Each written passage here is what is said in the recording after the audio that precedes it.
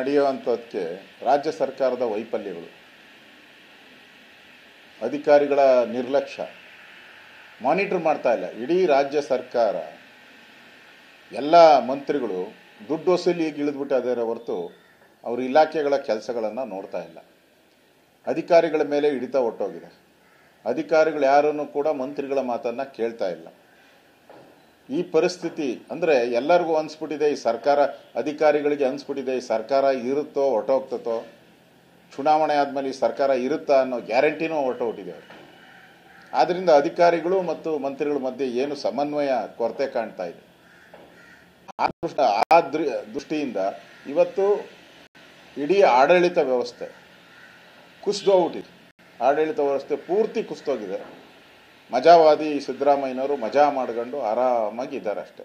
ಅವ್ರದ್ದು ಕೊನೆ ಇದಲ್ವಾ, ಅವ್ರದ್ದು ಔಟ್ ಗೋಯಿಂಗ್ ಮುಖ್ಯಮಂತ್ರಿ, ಅವರು ನಿವೃತ್ತಿ ಆಗ್ತಾ ಇರುವಂಥ ಮುಖ್ಯಮಂತ್ರಿ. ಅದಕ್ಕೆ ಅಧಿಕಾರಿಗಳು ಕಿವುಡೆ ಕಿಮ್ಮತ್ತು ಬೆಲೆನೂ ಕೂಡ ಮುಖ್ಯಮಂತ್ರಿಗಳಿಗೆ ಕೊಡ್ತಾರೆ. ರಾಮಚಂದ್ರನ್ ಹಸು ಸಾಕಣೆ ಮಾಡಿ ಕೇವಲ 10 ಹಸುಗಳಿಂದ 18 ಲಕ್ಷ ಗಳಿಸ್ತಿದ್ದಾರೆ. ನೀವು ಕೂಡ ಅವರಿಂದ ಕಲಿಬೇಕಾ? ಅವ್ರ ಜೊತೆ ವಿಡಿಯೋ ಕಾಲ್ ನಲ್ಲಿ ಮಾತಾಡಬೇಕಾ? ಈಗಲೇ ಫ್ರೀಡಮ್ ಆಪ್ ಡೌನ್ಲೋಡ್ ಮಾಡಿ.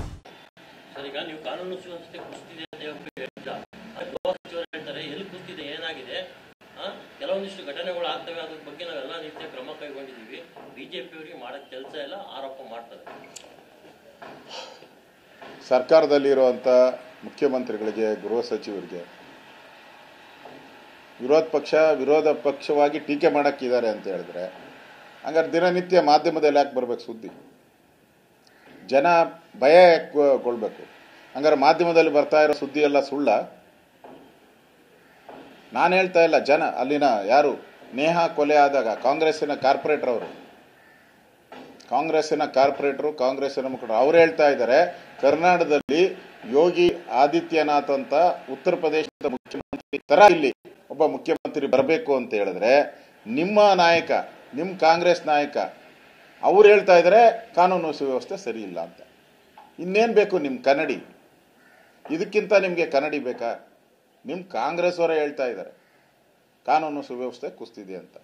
ಅದರಿಂದ ಈ ಸರ್ಕಾರ ಪೂರ್ತಿ ಈ ರಾಜ್ಯದನ್ನು ದಿವಾಳಿ ಮಾಡಿದೆ ಒಂದು ಕಡೆ, ಇನ್ನೊಂದು ಕಡೆ ಸರ್ಕಾರ ಪೂರ್ತಿ ಈ ಕಾನೂನು ಸುವ್ಯವಸ್ಥೆಯನ್ನು ಗಾಳಿಗೆ ತೂರಿದೆ.